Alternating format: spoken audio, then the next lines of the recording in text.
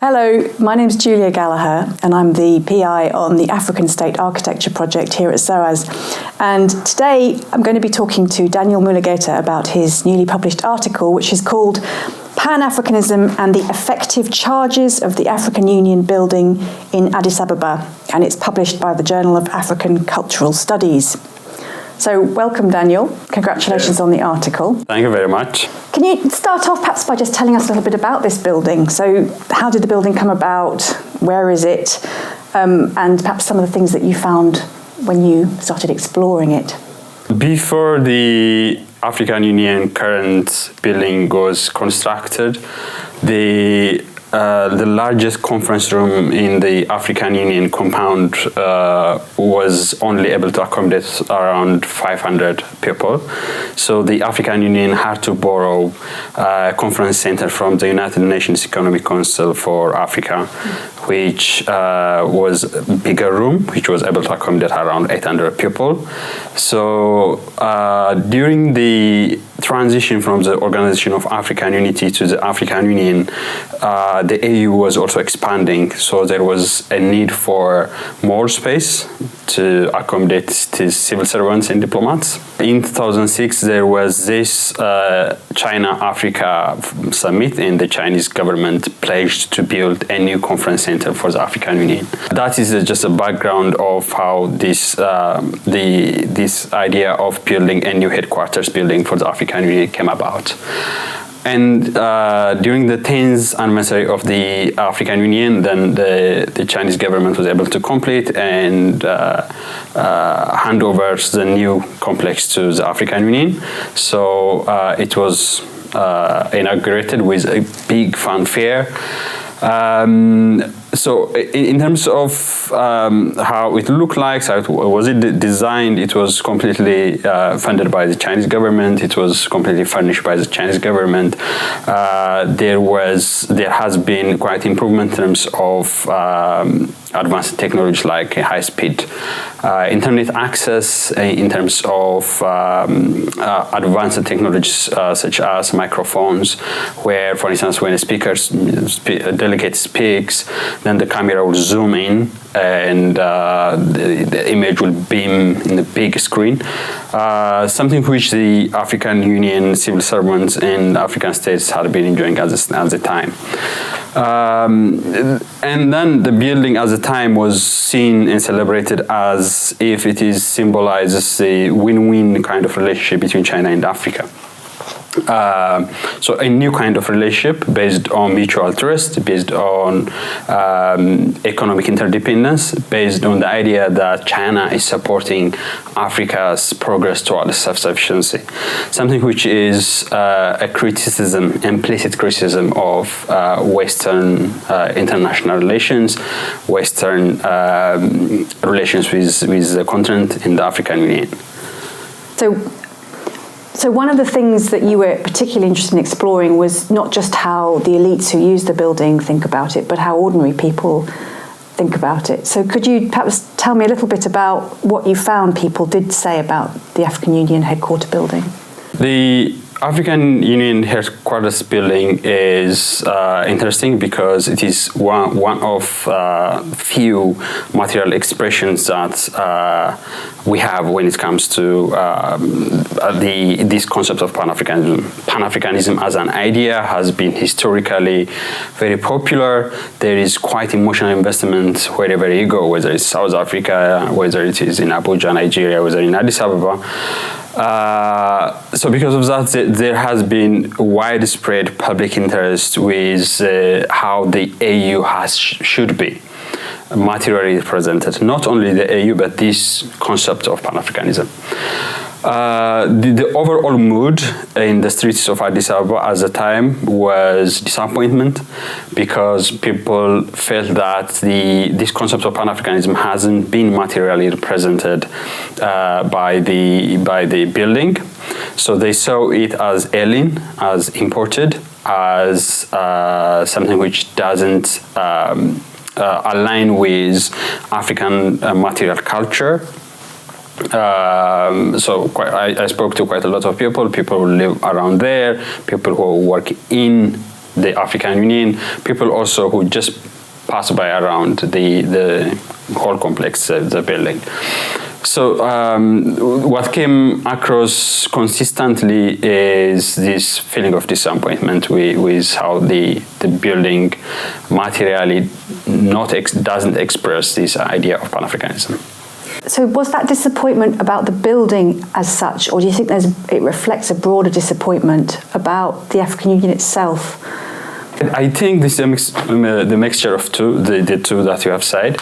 On the one hand, the materiality in itself, the stuff of things which made up the whole structure, the physical structure of the African Union, has been imported from China.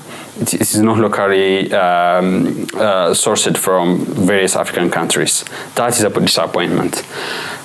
The other disappointment comes from the fact that African capital, African sweat, African labor hasn't contributed so much towards the construction of the building, the physical structure in itself.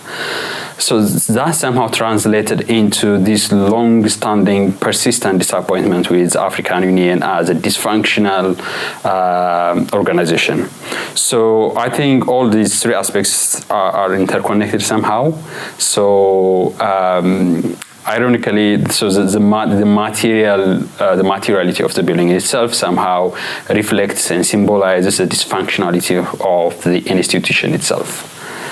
In the title of the article, you talk about the effective charges of the African Union building.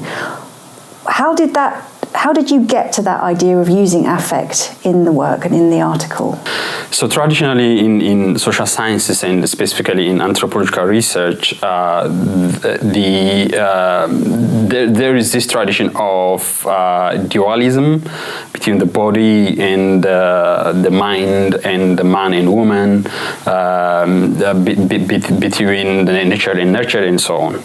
So that is somehow a very Eurocentric understanding of the universe, the Eurocentric understanding of our environment and how we make meaning as human beings. This traditional understanding of culture and political ideas is somehow constructed around this idea of culture from the neck up, rather than which lives, our experience of things with, with touch, with smell, and with our body, with our, entirety as a human beings. So I'm drawn to this idea of affect because, it disturbs this, Eurocentric categorization of this dualism between the mind and the body. We experience the universe, we experience our environment through both our cognitive self at the same time as our sensory perceptions. So there is no cross-cultural or neurological kind of evidence which shows that these two things are separate.